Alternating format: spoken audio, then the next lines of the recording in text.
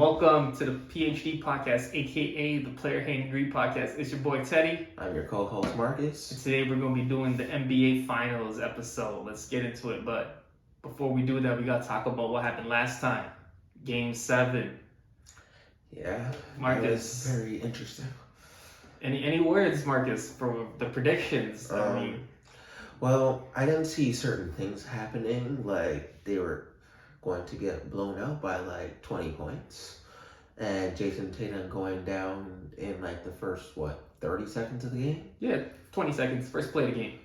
Yeah, it's like one of those very first possessions. Like, really, like the crowd trying to get into it. Then they just mentally checked out. But also, Jaylen Brown's just gonna end up doing better because, like, when you're in a game 7 in those types of situations, this is what you do to make your money. Like, this is how you show your worth. Yeah, 8 turnovers, looking like a young Russ. I saw that meme about that too.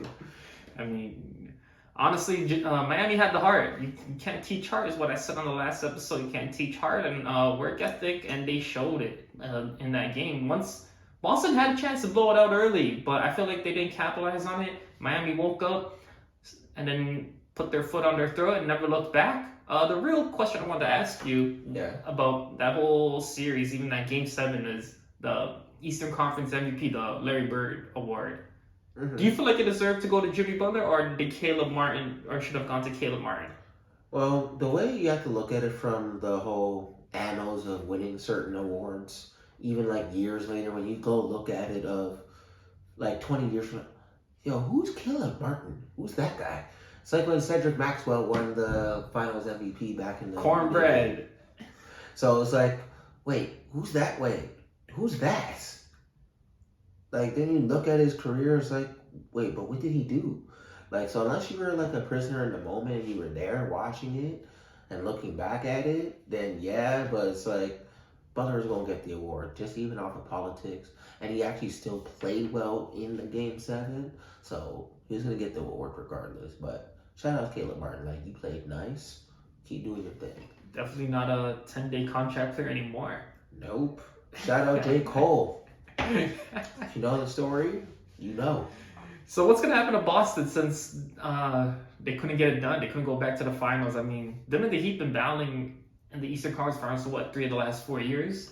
Yeah, but it's one of those things of, okay, like, are you really gonna blow it up? Blow it up to do what? Who's there out there to really go get?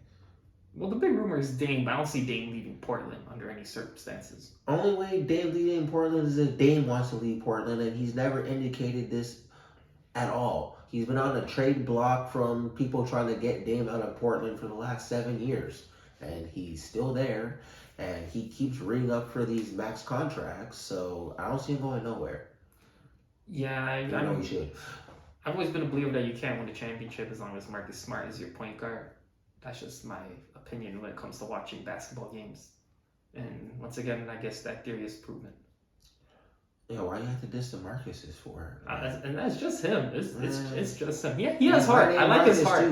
I like his heart. But if you watch that Game 6 where they actually barely won with Derek White, he did miss the free throw. Free throws isn't the best part of this game, I thought if you're a guard, the whole point was being good at free throws. That is true. So, with talking about the Game 7, now we can move forward to the finals. Denver, a big favorite. How many games, or who do you think will win? Well, people have the jury out of that Denver going to win in 5 games, like a gentleman's sweep. Like, I've been counting Miami out a couple times, and they proved me wrong. So it's one of those, man, they could just win the whole thing for all you know. But I still think Denver at 6. Denver at 6? Yeah. I'm very tiptoe-ish on this, because I really won't, like, one part of me is saying Denver in 5, but the other part of me, because I respect and admire Jimmy Butler's heart and his game, says he's gonna carry them to 7, and if it goes Game 7, anything can happen. So I'm torn on this, but I will stick to my gut. I will stick to my gut and say it's going 7. and it's going to Game 7. It's going to be a dogfight, and I can't give you a winner, but I believe it will go Game 7. You know the crazy thing is, in that Game 6, I might actually be in Miami when that happens. Yeah, it's 2-1-1-1, not. Yeah. It used to be 2-3-2. But then They switched it. Yes, you're right. They switched 4 it. years ago or something like that. I think earlier than that. I think when It's one of them Golden State years. Really, I thought it was when it was like the LeBron's Heat. Could be around that timeline though. Somewhere. Well, it was in the 2010s. Yeah. Well, we can agree on that. Yeah, we can agree on that. It was in the 21st. It was after we graduated high school. So yeah. Yes, we old. Yeah. Now it's the 1-1-1. But Game 7 would be in Denver, which is crazy. Yes. Well, Game 1's in Denver right now. Yeah. As we watch part of the game and our screen to the right of me. Yes. And it's 18-27. So Denver. So what do you think would be a better storyline? Miami, the 8th seed, would be the most underseeded team to win a championship, or Denver getting their first title in franchise history? The 8th seed. Like, you saw an 8th seed at the end of the day. That would be the biggest story of, like, some David versus Goliath. Because remember, Denver's still a 1 seed. Like, this looks bad on Denver if they lose this series. Oh, okay. Like, it's a huge upset. Like, yes, Miami has done what they've done, but you're still an 8 seed. They've had a week off, right, Denver? They had a week Yes. off. They had a week off before Game 1. Because, they swept Braun and them boys, so, Yeah, I don't want to say I saw that one coming, but I knew Denver was going to win that one. We thought Denver was going to win, but sweep, like, damn, couldn't you get a gentleman sweep? Come on, LeBron. It's not a one-player game. You go to tennis or golf to do that. But you know how the whole jury's out on LeBron gets blamed no matter what happens. So if they win, then LeBron's the greatest player ever. But then if they lose in the finals to Miami, then he lost in the finals again. See, that's why he's not better than Jordan. Blah, blah, blah, blah, blah, blah. Yeah, Jordan's 6-0. That's why I'm wearing the jersey because it's finals day, 6-0. That's why I got. That's why you wore the jersey. That's why I wore the jersey. Yes, sir. Okay. You wanna? So I think the biggest story for me, like I agree with you, is Miami, the 8th seed. I think the closest underseeded team lowest seeded team to win was Houston. I don't know. I forget if they were 4 or 5, but somewhere in that range, 4 or 5. Yeah. When they went back to back. Second one. Yeah, when they went back to back, but when they Maybe got Clyde. Yes, that year. No, they were 6. Damn, I thought they were 5. Okay, yeah. The point is, they were the lowest seed to ever win. Doesn't matter. They were the lowest seed. But if Denver were to win, Jokic would be the undisputed. I always say if you win a championship and you lead your team, you're the best player in the league. I think if Jokic wins this, it's a big. How someone comes for it. It's a big story, but I wouldn't say it's the most hardest championship to win within the decade. Definitely. I'd still give that to Dirk Nowitzki, Dallas. I say 2011 Dallas, that championship team by far is the greatest NBA run, like the hardest and best NBA run within recent memory. I can't disagree. Unlike other people who tweet saying if Jokic were to win, he'd be better than X, Y, and Z. If you want to get into that one, Marcus. Well, yeah, there was a Chris Broussard tweet that came out earlier today about talking about if Jokic wins a championship, where would he be ranked? And he had him ahead of like some really great players, which is like your Kevin Garnett's of the world, your Charles Barkley's. So I'm like, he be entering like that top 20, top 50? Is he a top 20 player for you if he wins this? If Denver wins the 2023 NBA Finals? Well, you have to look at where do you rank him right now. That's what I'm asking. Is he a top 20 player? Today, as we do this podcast? No, not today, like top 20 all time, yes. Well, if we're ranking where I put Jokic today at this point of doing this podcast, remember the finals hasn't happened, he at least got to be top 40. Okay. And he's going to climb that list more and more as his career progresses. But if he wins this championship, then you gotta at least put him in like the top 25. See, I have him in my personal rankings in the top 25 today as a 2-time MVP. Because the way he shoots his shot over like the back his of his career head. not done yet. That's why it's like you gonna move up obviously as your career He progresses. reminds me of But you're Dirk in the Nowitzki. top 20 already? Top 25. Okay. Top 25 today. He reminds me of Dirk Nowitzki with Larry Bird combined. He's like a hybrid. He's like of that. He's a mixture of that. Bird's passing ability, Dirk Nowitzki's one-legged fadeaways, one-legged post game. Yeah. Like Larry Bird in transition. Like he reminds me of the two of them combined. That's why I have him in the top 25. But if he wins this championship, like if he leads them to this championship and he gets the Finals MVP and he gonna average a triple double if they win the championship. Well, he already has the most triple doubles on a playoff run also, which is he gonna get at least 2 more. Yeah, exactly. So then he's gonna be real. the only player in a playoff run to have more than 10 triple doubles. Yeah, then he would enter like my top 20. That's what I mean. That's what I'm trying to say. If he wins, he moves 5 spots up, like 5 spots. I think you move up by like at least 10 to 15. Yeah, that's what I mean. Like if he gets, Because like then you on like that Dirk realm, like that Dirk, KG, Charles Barkley. Like I think he enters where they are.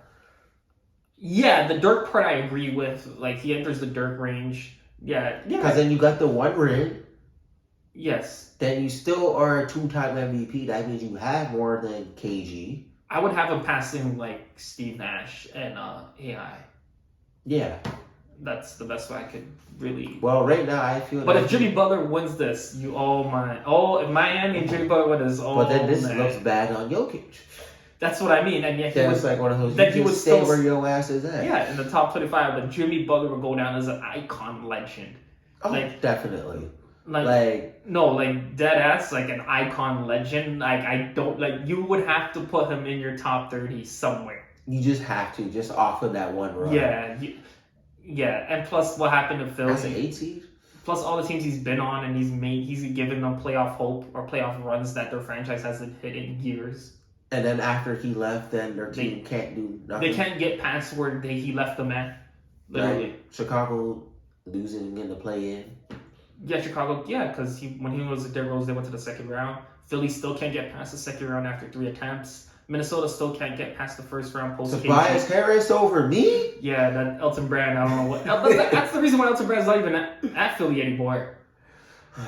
Well, certain things be like that. All right, before we conclude, I just want to say there's 2 bets I would recommend for this finals if you could catch the line. One bet I would make, it opened at 10-1, and then before game time it was 7-1. It's will an NBA player in this finals score 50? There's only one player who can. Who's that one player? He plays for the Miami Heat. Wears number 22. Okay. No one on Denver you think could get 50? No. I disagree with that. I think there's guys on Murray can do it. I think Jokic can do it also. If He's gonna just abuse Adebayo like that. I think if they play him 1-on-1 and he's hot, and if he's hot and he's 1-on-1 and he gets at least, I think he'll have a 40-piece. And if they leave him 1-on-1 and he gets, I see a 40-piece triple double happening. Like that's what I mean. If he doesn't get, likely. but if he doesn't get the triple double because he's 1-on-1 the whole game and he's hot, like whether it's in the post, whether it's mid range, whether it's a 3. He could do it. And even there's other guys like Porter. 50 though. Yeah, like I said, it's opened at 10-1. Game time was 7-1. I would look into that as a long shot bet. And then another long shot bet, which might be even crazier. It opened at 33-1. Is will Bam Adebayo get a triple double in these finals? I ain't doing that. Just too long though. No, you don't like that one. Bam's not one of those players who gets triple doubles. But he did get one in the closeout game against the Bucks. I don't want to talk about Milwaukee of how disappointed they made me, bro. But that one was 33-1 before the game time. Look into it if you think after a couple games that he hasn't gone it yet, or if he's close. Because like I said, all you need to do is get the Jason Kidd triple double 10-10-10 and it clears. What? That's the famous Jason Kidd triple double, the 10-10-10. Or the Rondo when Rondo was on Boston, the 10-10-10. No, but Rondo would be having like 12 points, 17 assists, and like 11 rebounds. You get my point though with Jake. Nah, that's why I laughed. For that exact reason. Or even the Draymond, or it's the new Draymond Green special. I don't know. Those are the 2 bets I would recommend if you want to make a long shot approach. Otherwise, you could always take the safe bet, which is Miami to cover 2.5 on the spread, which means to cover 1.5 on the spread, which means they would win 2 games in the series, which Marcus said what Denver would go 4-2, which is 6 games. Yep. Yeah, so that'd be the safe bet to take, the spread for Miami on the series at 1.5. Or you could do me, take the long shots, but my one recommendation would be a go 7. That's also a long shot as well. Any last words, Marcus, on the finals? Yeah, I just want to see some good basketball. Watch, someone become like that legend that they can become. And it's like one of those that you can tell your kids, I watch Jokic and Butler go at it. Yeah, I see. I want to see some good ball, man. I see them play live each. There's no sweep already. He's tired of Denver sweeping people or Miami sweeping. They haven't swept yet, though. Miami has not swept yet. I actually seen 2 Heat games this year. Okay. You did tell me that. Yes, you saw them play. Because I saw them play in Miami when they played Chicago in December. And then I seen them play in Milwaukee, ironically. I only seen Baby Jokic in 2019 when the Raptors lost that game because Ibaka fouled him before the ball got inbounded. Oh, yeah, I remember that game. I was at that game. And then there was the whole kitchen row in front of me, and I had no idea who these Denver people, who's cheering for Denver. And then it all made sense when I spoke to them. And then the second time, it was Jimmy Butler when he was on Minnesota. That one month after the practice, I was Shout out Rachel Nichols. I was at that game. All right, Marcus, any last words before we get out of here? No, that's it. Just tune into the finals. Hopefully you have a good matchup. No sweeps. Yeah, no sweeps. And that concludes our NBA Finals episode. Stay tuned to our post NBA episode, which will be our top 15 greatest players of all time. Where do you think Michael Jordan ranks in our rankings for top 15? Stay tuned to find out. Or Kobe. Cut. Done.